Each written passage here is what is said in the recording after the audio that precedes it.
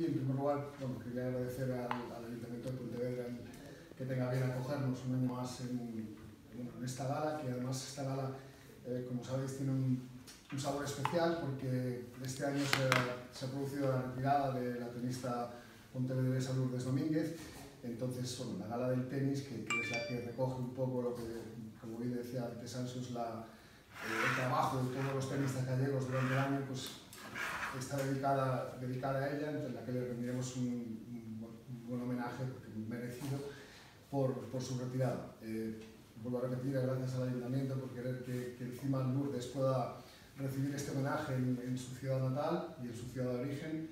De la misma manera, agradecer al Mercantil, que siempre está dispuesto a colaborar con la Federación Gallega en todos los eventos que queremos realizar. Siempre solicitan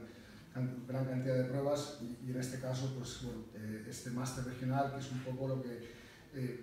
refrenda a los mejores jugadores del año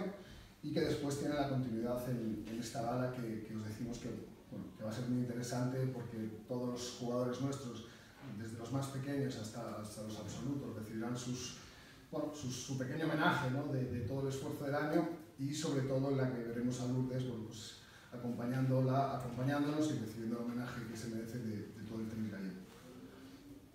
A partir de aquí yo creo que si queréis hablar